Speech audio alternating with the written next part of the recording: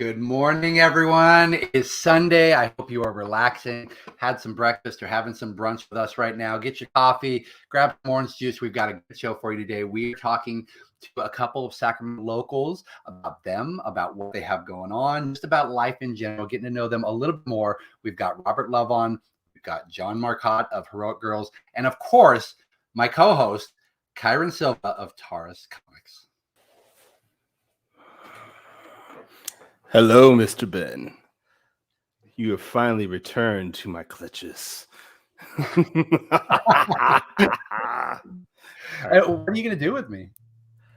I can't tell you that on the stream because that would make this not appropriate for your age demographic. But afterwards, I'll let you know. That. I do appreciate that. I love that we got the little dog cameo. Gone before we could get a good look. She was tired of getting petted, I guess. So she jumped out. As you prep for all of that, how is your morning, Kyron? Honestly, I'm a little tired. I was up pretty late last night. Just couldn't sleep. I think I went to bed about 12:30, almost 1. And then I woke up at about 4:30, and I haven't been back to sleep since. Well, what's going on? What kept you up so late?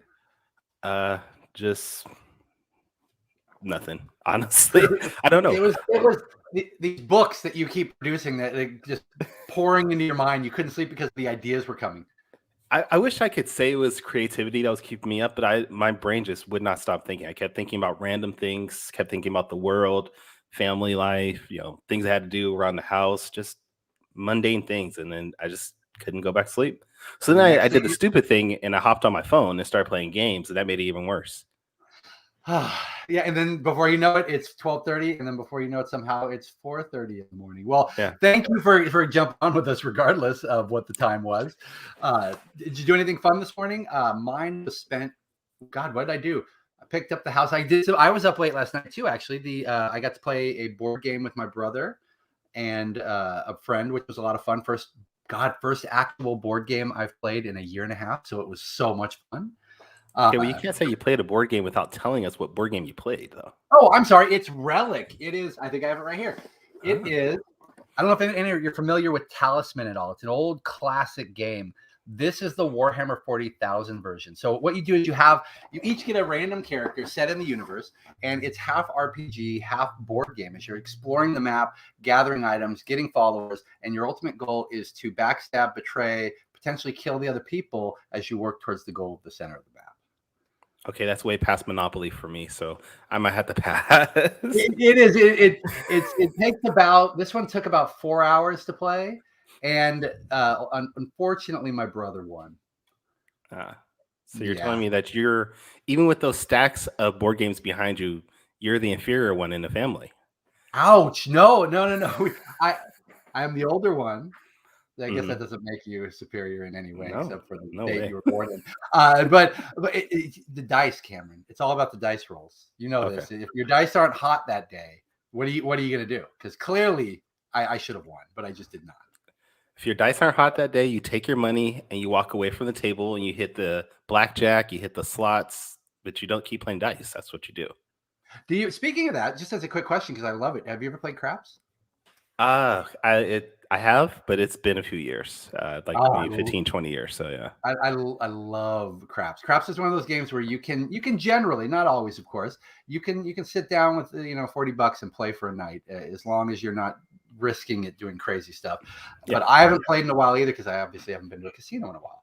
But blackjack is by far the one that I think you can sit there just all night and play. Yeah, I remember when Thunder Valley opened up, my friends and I, we went down there for like the first week that it opened. We went down there just to see what it was like. We were all 21, and I spent a good hour just playing blackjack. So, it's fun. And we actually played at home as a family. No money involved, of course, but we just pass a couple minutes here. We play a couple of rounds and just have some fun.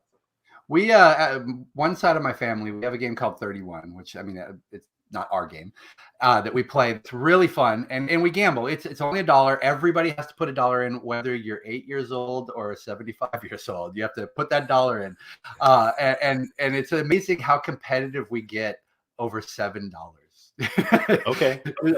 It's just the fact. It's the fact that you don't want to lose. You always want to win.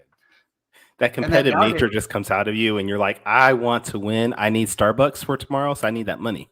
And that's the sad thing. The $7 only pays for one Starbucks now. Which is absolutely ridiculous. Which is why I guess it's more important that we win.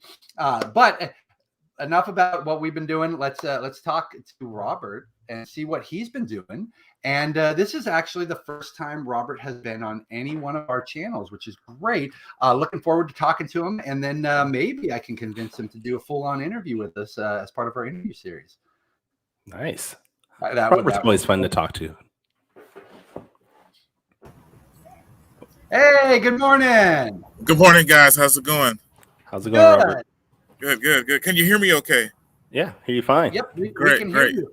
I do like that wherever you're at, it's a very cleanly store. Cleaning the windows finds you right now. I know, right?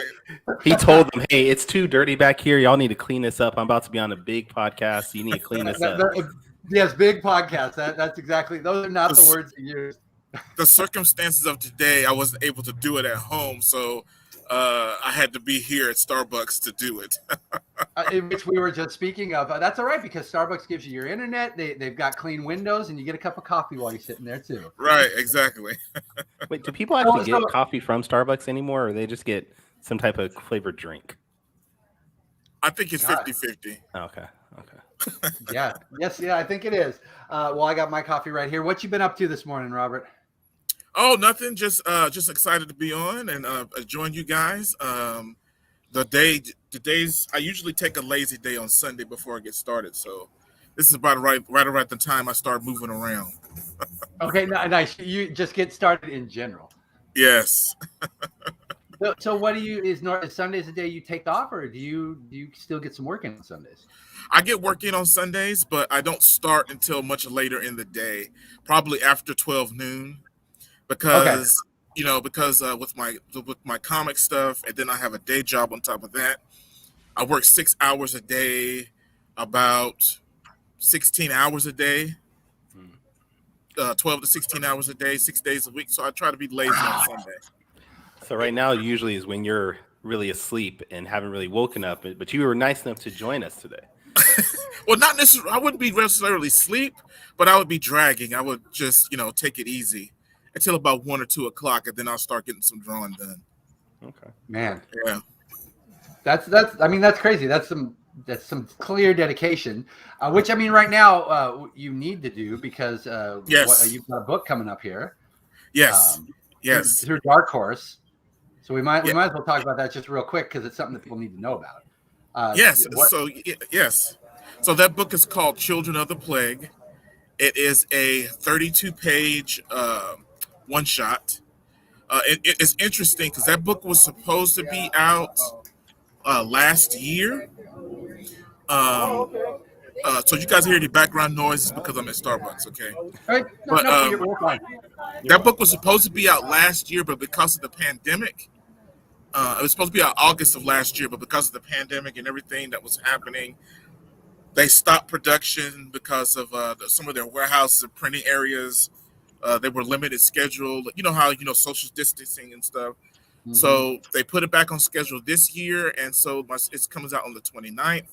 I'm really excited about it because I think with this book is when I took a turn and tried to become more detailed in my art. And I took my time on this one, and I didn't really worry about, I know I had a deadline, but usually I just didn't worry about if I was late, put it like that. So, okay, go ahead. Oh, no, I was just gonna say, but you're on schedule. Yes, I'm on schedule. And I'm really excited about it. I'm really excited. It's called Children of the Plague. And it's basically about this girl who is 23 years old. So let me break it down for you real quick. It's in this world where they're in the city of Chicago. The city of Chicago has been infected by this plague. The government has walled off the city of Chicago, and this plague kills everybody over the age of 23. So once you become 23 years old, you're gonna die. So all that's left in this city are children, because everybody 23 and younger are still alive. If you get 23 years, you die.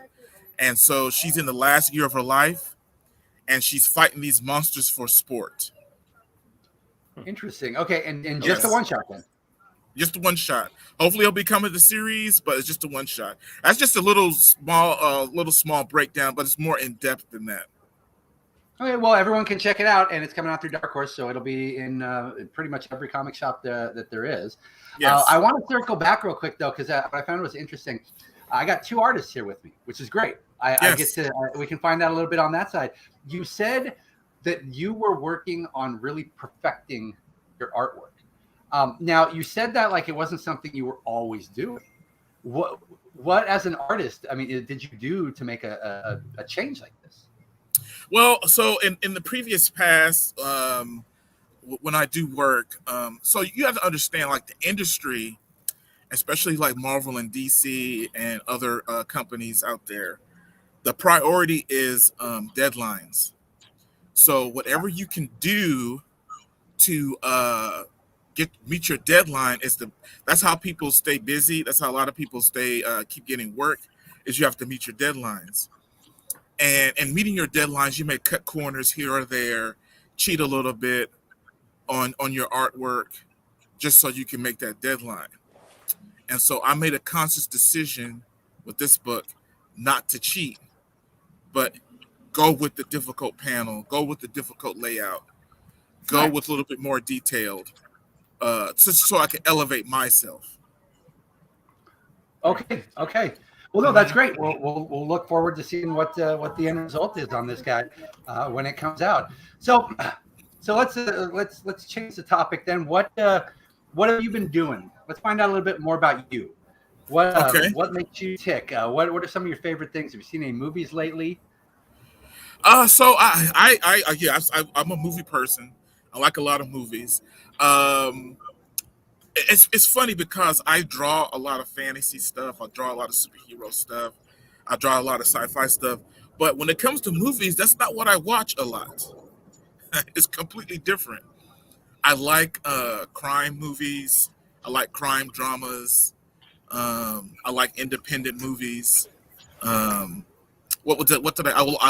become like a good horror fan though. I like horror movies. So what kind of horror movies are we talking? Like hack and slash, or like psychological, suspenseful? I could take a hack and slash. I could take a psychological one, but I like really smart ones. My favorite ones are when you have this average, ordinary guy going about his daily life, and then he just stumbles across this situation that he finds himself in. Those are my favorite. Okay, all right. Have you seen any lately that you can recommend? Let me see. There's one that I saw on Amazon Prime called Hell House. Hell House was fantastic. Wasn't it good? Yes. I feel out of place. I don't watch horror films that much. I feel very out of place right now. Well, this one was amazing because it was really about the family dynamic. Yes. And them dealing with loss and how they dealt with each other. And of course, you got the flashbacks, the flash forwards. But when you get done, did you even realize? I just looked it up to see what I missed. Did you even realize how many images were in the background? I didn't until I watched it a second time. And you started seeing them. And then I started seeing them. I'm like, oh, this is crazy. Yeah, but I like Hill House. I like a lot of independent horror movies because I think they go a little step further and they think outside the box. I'm gonna grab a postcard. There's one that I really want to see. I want to see if you've seen it. I've kept this postcard for like 30 years. It's called. It's The Curse of La Lorna. Oh yes, I've heard of that, but I haven't seen it yet. I've got this postcard that I found somewhere that I've been sitting on forever. I've got to see it. It looks like the most ridiculously creepy. It does look creepy. This is. So I've actually seen that. Byron, go see it. Wait, you saw? No, I think I've actually seen that one. I've actually saw it. I think that was about two kids or something that got hunted down by this curse or this old woman. I think I remember seeing that just flipping through the channels one day. Yeah, there are 2 kids floating in the water back there, so you probably it's an old legend. Yeah. So the latest one I just watched is on Netflix. It's called His House, and it's about these 2 African as a couple of refugees who come to England for asylum, and they put them in this old rundown apartment complex, and it's got these people that live inside the walls. It's called His House. It's on Netflix right now. I like it. It's really good. His House. Okay, I'll have to actually check that one out. Do you ever If I watch watch it, if I watch it while I like scream really loud and probably pee my pants because I don't normally watch horror films. It's creepy, man. It's creepy. It's really creepy. The creepy stuff is what I love. Do you ever watch any of the Korean horror films? Yes, I do. Yeah, those stand out as really, really. Those are really scary, man. Yeah. So I love horror, but I only like the psychological stuff like you're talking about. The first, and what I can trace it back to is I must have been like 8, and I was sitting in my room, and I had a little old black and white TV back in the day sitting in there, and it was like Sunday afternoon, so like the lights are on, the windows are open, and I turned on the TV and I found The Shining. And oh yes, I sat and watched the whole thing without moving. And of course, I was up all night for a week. Just thinking just thinking about the 2 twins. And to this day, ghost children scare the crap out of me. Now, I think one of my favorite ones, and the title escapes me, and I've seen this movie several times. It's about these kids. So it's about this girl. Let me break it down really quick. She goes on a date, and she has sex with this guy in the back of her car. But it's not gratuitous. They don't show her anything. And he passes this thing that haunts her onto her. And so in order to pass it on so it won't follow you, it's called It Follows. That's what it's called. Yes, I knew where you're going as soon as you started. It's called It Follows. And in order for you to pass it on to the other person, to someone else to get it off of you, is you have to have sex with somebody. But the movie doesn't show it. Doesn't show the sex scenes. It's not like a porn or nothing like that. It implies it. But that's a creepy one. So the question then is, what happens if it catches someone? It's over, right? Like there's nobody else to follow. Yeah. So you have to pass it on before it catches you and kills you. I mean that's the thing. Horrible. Yeah, it's creepy as hell. It's creepy. It's real creepy. That one I'd heard of just because of the premise, but I hadn't actually seen. You have to check that one out. All right, it's called It Follows.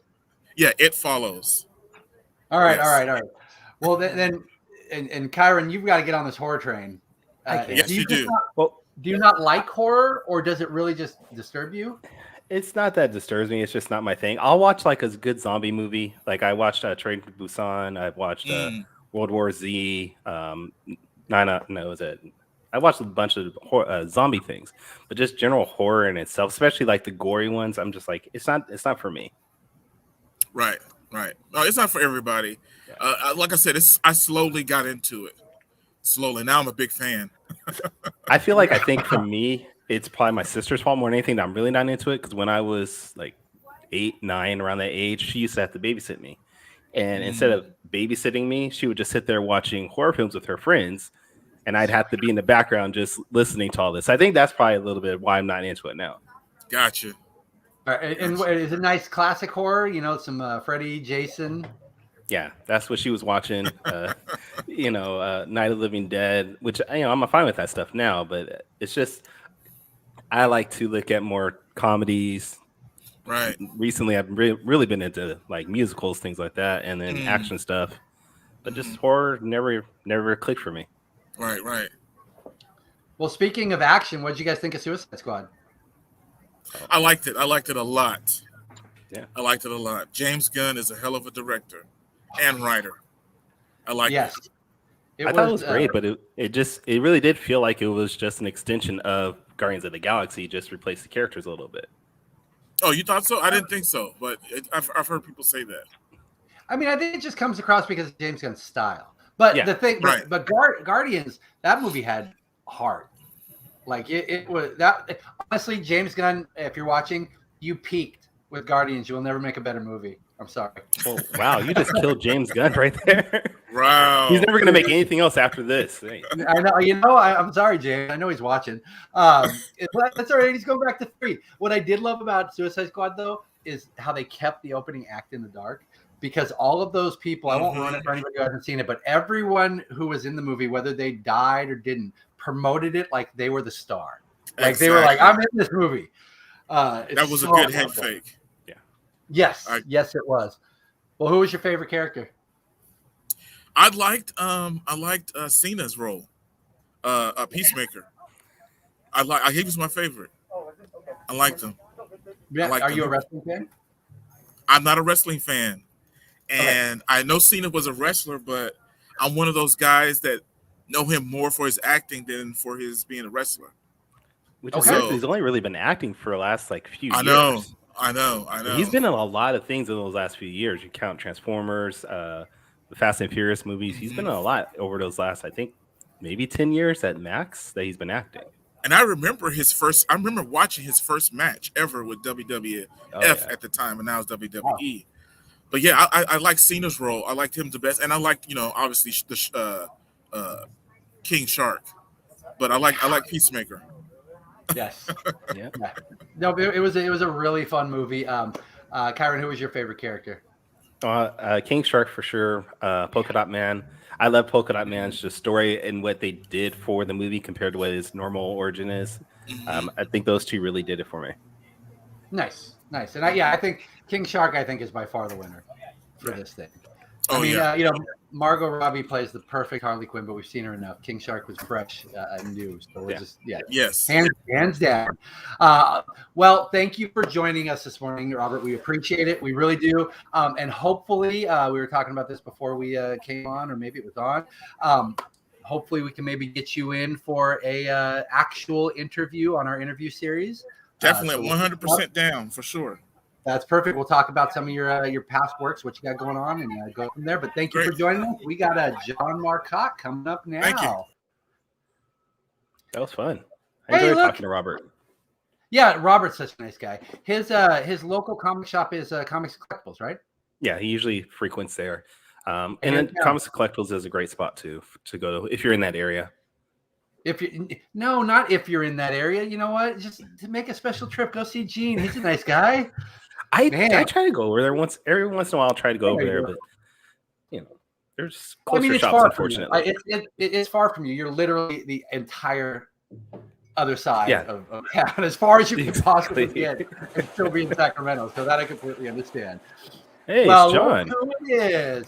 Every time I see you come on screen with me and it pops up your name, I think you mentioned this another time. The first time I did an interview with you, I was like, and here's John Marcotte. And you were like, no, it's Marcotte. And then I was like, are you sure? And I think I know my own name. Everybody assumes it's Italian. I get a lot of Marcotte, but no, it's French. So they just trail off. If it was Italian, it ended in an I, and then you'd have Marcotte. But nope, it's French. Just plain old Marcotte. I'll be honest, I just realized just this moment that your name was Marcotte. I've been calling it incorrectly all these years I've known you. So I apologize. It's fine. It happens so often that, sometimes I just let it go because it's not worth, putting up a deal to correct it. I understand who you mean. There aren't too many of us out there with the last name Marcotte or Marcotte. So. And there's, especially if you're in the same room. You doubt there's another John Marcotte in the room. Yeah. When they call you that. I'm prepared to blow your mind, gentlemen. You mentioned two different things. You mentioned The Haunting of Hill House. I think that's what you were talking about, right? Not Hell House, but The Haunting of Hill House. It's directed by Mike Flanagan. I'm friends with Mike Flanagan. I was driving his brother's car for a while. I bought it used off of him. His brother was also the Undertaker in that series. Flanagan, they were pitching him to direct the new D&D movie, and I'm trying to remember what the other one was. Hasbro had just made some money doing one of their properties, and they were trying to do more. And they'd sent him a bunch of different games to look at, and then Dungeons and Dragons. I know it's not Hasbro, but they sent him that too. What's the one where it's the murder in the house and everybody plays a different character? One of you's Betrayal at House on Haunted Hill? They had sent him that. That was the one that he was looking at too. So anyway, so I know Mike, and then you were mentioning Suicide Squad. I went to school with James Gunn. I was in plays with his brother Sean, who plays Kraglin and is the stand-in for Rocket. I actually met him at a con that I was paneling at, and I'm like, "You don't remember me?" He's like, "Oh, I remember you. We were in plays together." And here's the thing: I said, "Yeah, I don't remember a lot about you. I know that we did." I mean, he said, "Well, I was, an underclassman. I was in the chorus, and you were, a lead." And so what I'm saying is, I'm a better actor than Sean Gunn. I mean, it's just been proven. No, so I didn't. It's just facts now. Yeah, So I know Matt and Sean. I don't really know Jimmy. I don't know the one that everybody knows. He was a little older than me, and I never did anything with him. But I did plays with the other two. Say hi to. Sean, again, he was a little bit younger than me. He was nice kid, quiet. I can't. I hung out with his brother Matt a little bit, who was more of a wise ass and stuff, and he ended up writing for Real Time with Bill Maher. He's one of the writers over there. So, they all went. So that's. I remember Sean. I hung out a little bit with Matt. I can identify Sean and go, yes, I remember being in a play with you, but he was 2 years younger than I was. So yeah, this episode has turned into 7 Degrees of John Marcotte. Yeah, there you go. So that was I just thought it was odd. You brought up two movies, and I was like, oh, I can connect to that one, and I can connect to that one. So that's yes. So let's go back a little bit. Then we're talking about the days you were in drama, huh? Yeah, I did. I did plays all the way through high school, and then I even have a story for that. I believe the pugs are going crazy in the background there. I could be wrong. They must have seen you in a play, and they're like, "I remember John. He was fantastic." Captain Dillon there. Every time I go in, and Ben can confirm this, goes absolutely ballistic. I mean, she's bounced off the wall. I mean, I know she does it a little bit for everybody, but it's crazy. You would think that she had not seen me in 50 years and that I was her long lost owner or something like that. Ben, can you confirm that Dylan goes nuts when I come in your store for some reason? It's absolutely ridiculous. Yeah, just over the top, circles, goes crazy. She's a strange little dog, man. She remembers very certain people, and you give her a little love, but I'm still convinced. She's like, Anya and Stella must be following you. Where are they? Okay, Ben, can you confirm that I also do the same thing when I see John? I run around Yes, but Dylan doesn't actually pee on my floor. That was 2 times, and the third time was not necessarily me. I'm just gonna say. Okay, it cannot be confirmed or denied. Yes. So, you were asking, Karen was asking about the plays I did. I did plays all the way through college, and the last thing that I went out for was Lend Me a Tenor, and there were only 4 parts in there. There's 1 female part and 3 male parts, and 2 of the male parts are tenor, which I'm never going to be. So there's really 1 part that I could have gotten in there, and I was the last person cut, and I wasn't in theater, and I counted that as a win, and I went on and started doing journalism and some other things. But the last woman cut, it's in the same one, and the one that I had as an acting partner that I ran scenes with a couple times was Jenna Fisher from The Office. So that was... Oh, nice. Who married James Gunn, by the way. So it all comes together. It is 7 degrees of separation from John Marcotte from this point forward. I took drama when I was in elementary school. I wasn't very good at it. I got the the second thug, and I had like 1 line, and that was my drama experience. The thought of seeing Ben as a thug right now, I just can't really envision it properly. I see Ben thug there ever has been. The first thing I think of when I think of Ben is street tough. I'm just expecting to come in snapping when you're a jet. Exactly. It was a nice classic noir type thing. So I had a hat and a jacket. It was great. But again, I think I had 1 line and I was on stage for all of 5 minutes and my character was gone. I did do a couple plays recently for community theater. I mean, recently, I mean in the past decade rather than like 30 years ago or 40 years ago. And that's because Stella, my youngest, likes theater, and she was doing plays.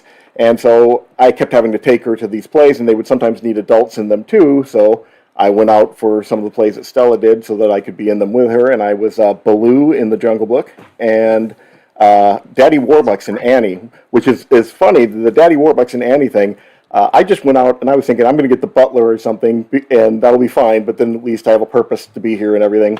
And it plays a track. They had literally like probably 50, well, not 50, like 20, 30 women lined up to try to be Miss Hannigan, the big female lead in Annie, because it's a big deal.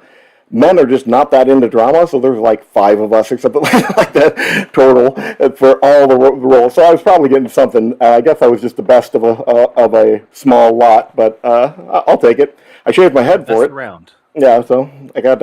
I did what you do naturally. I went completely bald for the part, and that was kind of fun. What I do naturally? Are you saying I'm like naturally bald?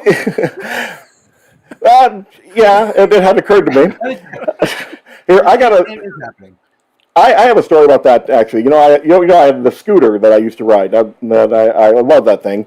It's just out of service right now. I need to get off my butt and pay a couple $100 and have someone fix it for me. But I was riding the scooter back and forth to the play, and I would change into my costume there. And so I was just wearing a white undershirt to go under my costume.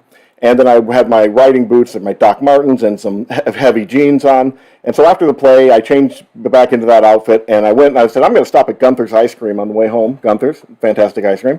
And I stopped there and waiting in line, and there was a Hispanic family in front of me, and they were edging away from me and everything. And then I thought about it and said, I'm a white, bald guy wearing a white T-shirt and Doc Martens. I thought, oh my God, I look like a skinhead.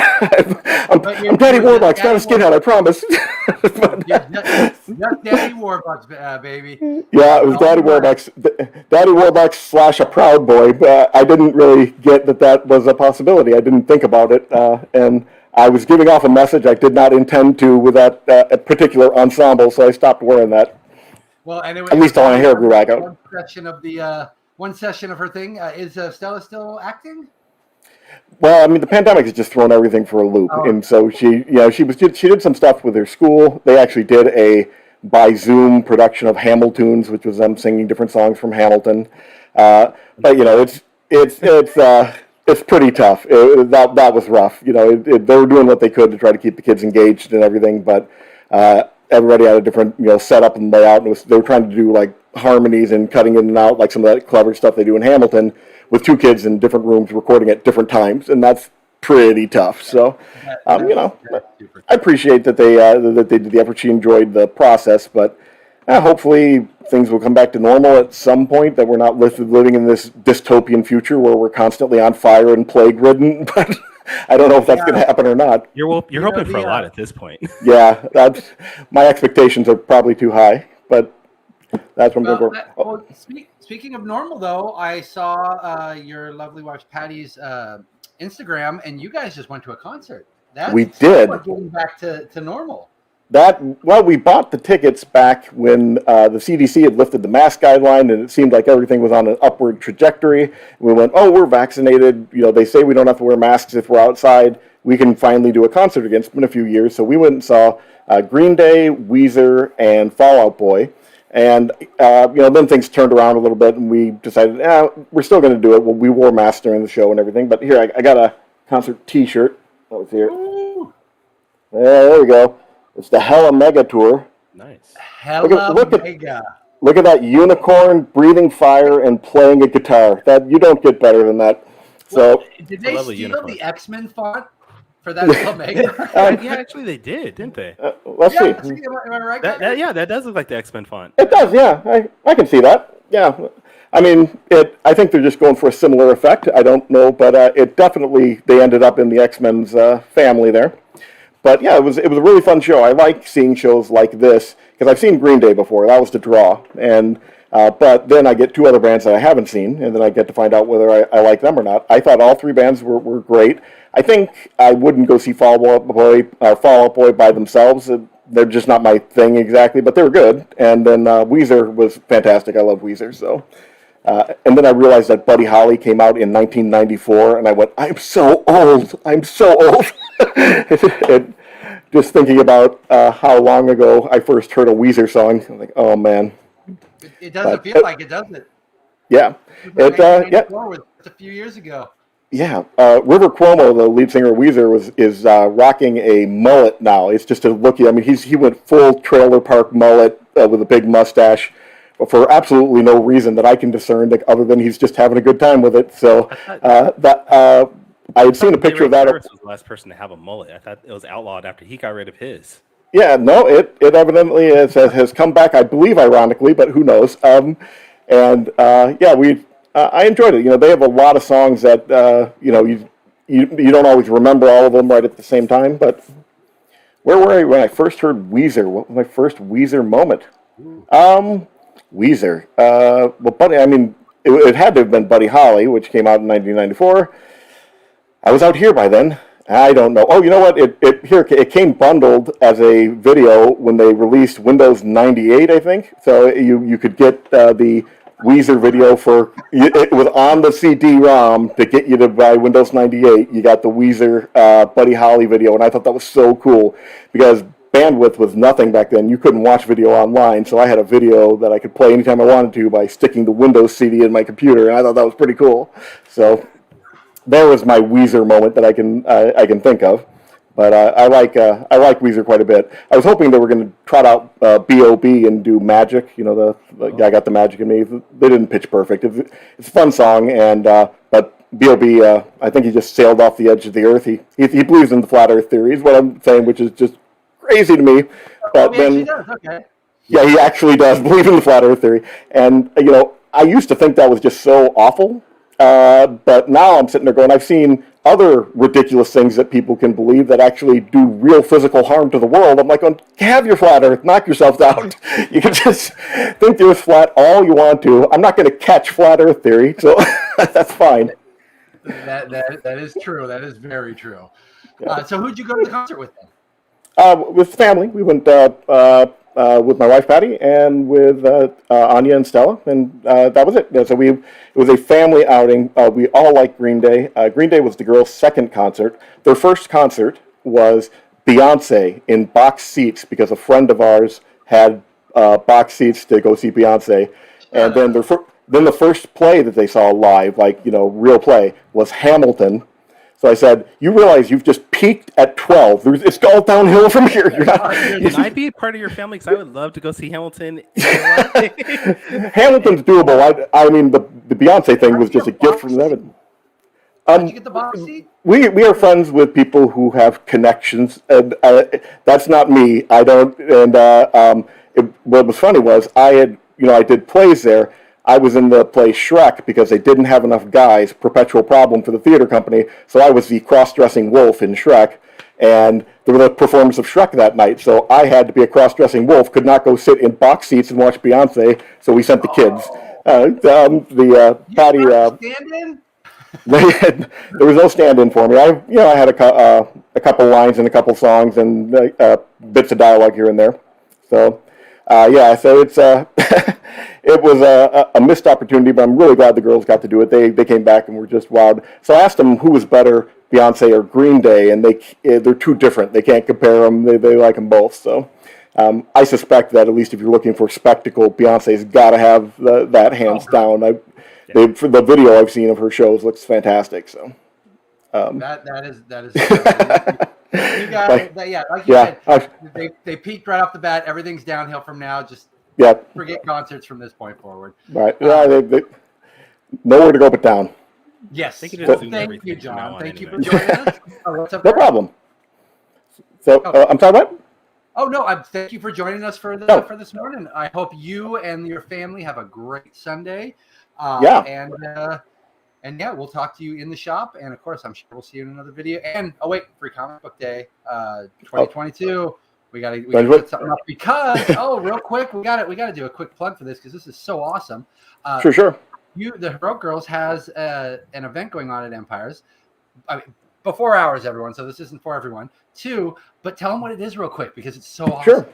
Yeah, we have partnered with the Girl Scouts, so we're doing 2 different programs with the Girl Scouts. The first is a really abridged version of our program, the Hero Academy, where we get kids to read graphic novels and then analyze them in a book club. So we bring them out, we have them answer some questions about who are all the characters, what are the themes and stuff like that, and get them to come talk about it. Graphic novels makes it cool and gets them into doing a little bit of like literary analysis, which is kind of fun. And we also make sure that all of the books that we put out are diverse. That was the big driving force for it, because 2/3 of all kids' books have a male protagonist instead of a female. They're vastly majority white, so we try to inject diversity in a genre, in a area that it needs it badly, because that's how kids learn about the world. And if they learn the world's just dominated by white guys, okay, it is, but that just is a bad thing to set up early. So, and then the other program we're doing is we are partnering with them to provide their comic artist badge. We're actually providing a badge for the girls. They're going to come in and we have Justin Greenwood, the gentleman who draws Stumptown is the big one that I know from, but Crone, The Fuse, great comic artist, local. He's going to come down and teach the girls a little bit about how to draw comics, and they're all going to draw comics, and we're going to do a half-day session, and they're going to be able to get their comic artist badge, which is evidently they're expecting big things from that because they want those badges. Badges are a big deal if you're a Girl Scout, so they think that one's going to do real well. So we're kind of like... I imagine that badge is going to be sought after because when you're wearing that, not everyone will have it. So it's like it's funny because the program they gave us like the outline of it and said there's 2 ways you could get it. And the first one was like cut out all the Marmadukes for a week and put them in order or something like that. It was just so lame. It was awful. And then the other one was see if you could interview a comic artist. And I went, well, I think we can do better than interview. I think that, this is an opportunity here. Why not give the girls something a little more exciting than just, a lecture? So, we're going to get some art supplies, get some good pencils, a couple markers, and let them draw and ink 3-panel comics. That's awesome. That's awesome. Well, yeah, we'll follow up with you after it's done and just find out how it went. That sounds good. Hey, thank you so much for having me, Ben. Karen, I haven't seen you in a long time, so it's good. It's like we're in a pandemic, but it's good seeing you as well. Always good to see you, John. All right. Tell the family I said hi, and we'll see you next time. So, Kyron, speaking of that, I think it's great that they're getting the kids are reading more. And I don't know if I've told you this, but kids in general read more now than when I opened the shop. Like the number of kids reading is incredible. What was your first comic experience? Like, what got you into this genre? Made you not only want to read, but then to create the way you do? I mean, for me, it was Teenage Mutant Ninja Turtles. I actually my aunt started shipping me some because she just knew I liked the show. She's like, hey, I found these. And that really got me just realizing that I could read these along with seeing them on TV. And then I just went from there. What about you? That's cool. Well, so I don't know that I can, they've always been there. And I think what it was at 7, there was a distinctly remember from being very little, there was a 7-Eleven that we would stop out on the way home sometimes to pick up, whatever, chips or soda. And they had a little spinner rack. So my mom would let me grab one off. But the big thing that was for me was our local Safeway when I was real little. And it was the 80s. So it was okay to leave your really little kids alone in a Safeway. Not anymore. Like, there was the magazine rack. And my parents would literally like, there you go. Look at the magazines for 30 minutes while we shop. And it was just filled with comics. And in fact, the Safeway was so lazy that sometimes they would just roll a cart up with comics in it and wouldn't even put them out. They were just fish for it. You just find something. Yeah. Well, and it was so, it was hard. I'm reaching over to whatever I can grab. I remember Peter Parker being one of the very first things I ever grabbed and being one of my very first comic books. I gravitated towards Marvel. I don't know why. I mean, maybe it was because Pete was my first love. But it was Mary Jane. I'm a huge Mary Jane fan, as a matter of fact, sir. And speaking of that, let's just sidetrack the Spider-Man trailer. Oh my God! Yes, I wish we had more time because the show's almost over. But we've got to find some time. Maybe next week we can really get into it. We can't. All I want is I want Tobey Maguire and Kirsten Dunst, and I want a happy ending. I want to Whoa, see them together. Don't say that. I want them to have a happy ending to their life of trouble.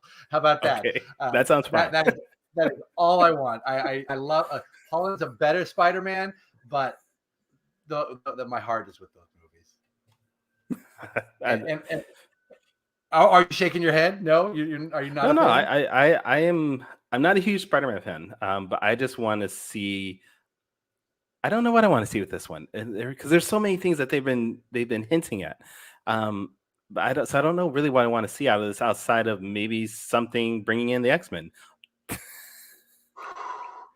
I mean, with Loki and with this movie, WandaVision and WandaVision, they've set it up.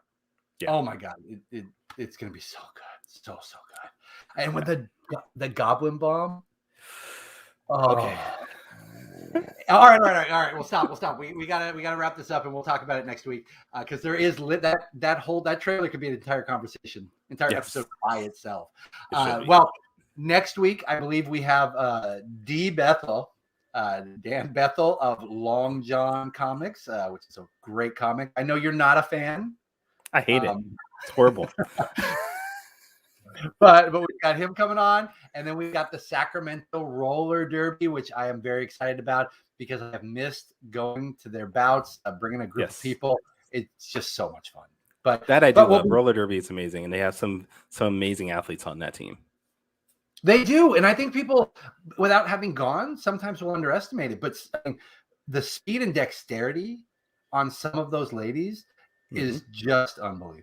So we'll talk to them about it next week. Find out what's been going on with Sacramento Roller Derby. Get to know one of their members, and of course, Kyron will be right back here with me 10:30 tomorrow. No, not tomorrow. No. Are we doing it daily now? I don't have time to do daily, so I don't know about you. No, I don't either. Next Sunday, 10:30 a.m. with D. Bethel and the Sacramento Roller Derby. So we'll see you guys then, and have a great Sunday.